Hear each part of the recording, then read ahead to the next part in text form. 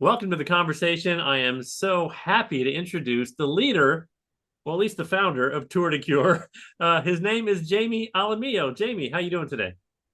Hi, everybody. I'm doing great. Well, I just wanted folks to get a chance to get to know you a little bit more and why you pulled this event together. So take us back to what inspired you to want to do a big fundraising bike ride like the Tour de Cure.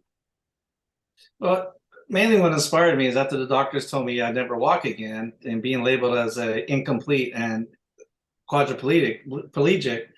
After I started running marathons with Team in Training, the marathons, half marathons, cycling, I there was something else that I needed to do.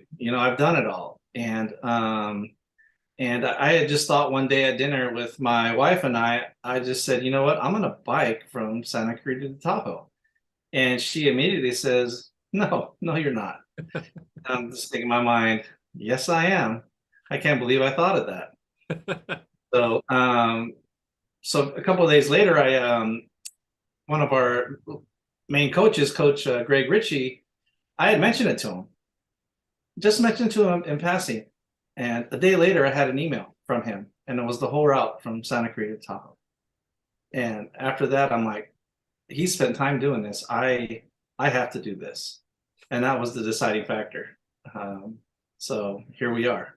So the way for me to get you to do something is just to tell you you can't do it. Is that what you're Yeah, saying?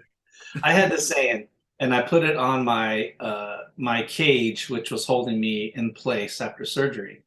It said, "Tell me what you can't do, and I'll do it." So I live by that. Nice. And for those who don't know, you have multiple myeloma, just like my brother Jeff. That's how we met on another charity ride. And my brother Jeff is a 13-year survivor.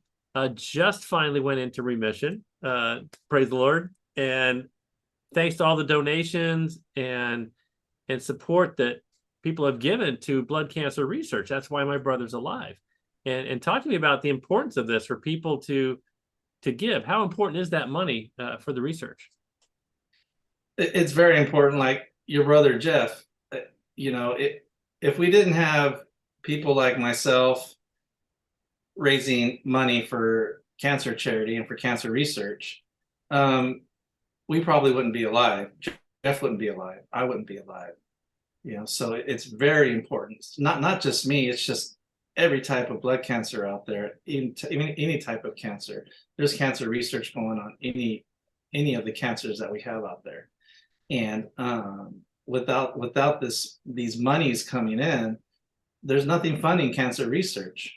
So your dollar amount is important, whether it's $1, $5, $1,000. It goes a long way. Well, this is a fun ride to follow, and we're going to be broadcasting from the road wherever we have cell service, right? And people can donate that way. But just talk briefly about the ride itself. Like, how many ecosystems are we traveling through over this 10 days? Well, it's going to take us 8 days, and by popular demand, we're taking one rest day.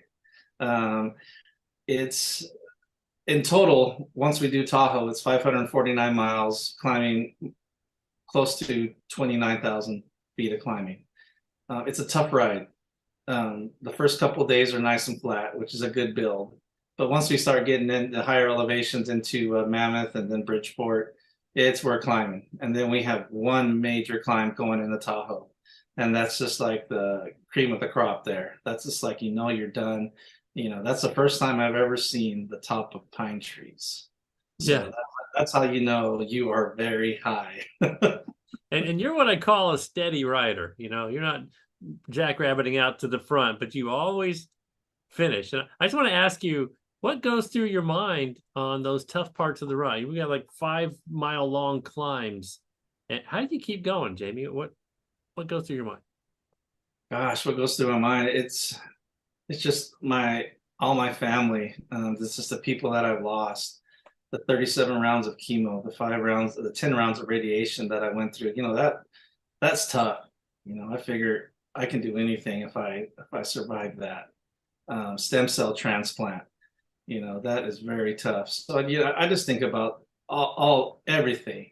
Sometimes I just don't think about anything at all. I put my head down and look at that white line, and I know I'm not going to hit anybody because I know there's not too many people in front of me because I'm just cruising. You know, whether it's 5 miles an hour, 10 miles an hour, I will finish. You know, you're not getting me off that bike.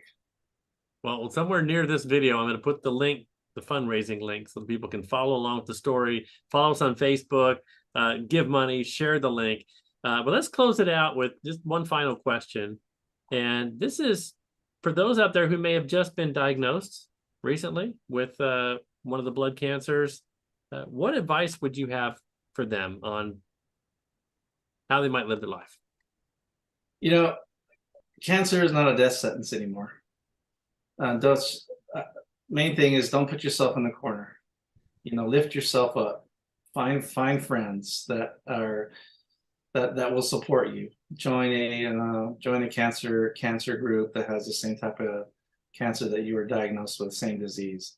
Just keep yourself moving forward, and just know that do everything you can to survive.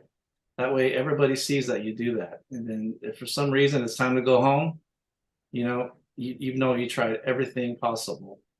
You know, you just and that's what I did.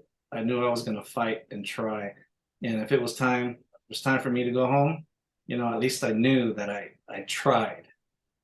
So, well, Jamie, it's an honor to ride with you last year. It's an honor for me to ride with you this year, and thank you so much for bringing so much hope and so much inspiration to so many people. Really, from the bottom of my heart, thank you. Everybody else out there, give some money, share the link, and thank you for listening in today, Jamie. Great job. Thanks for joining. Thanks.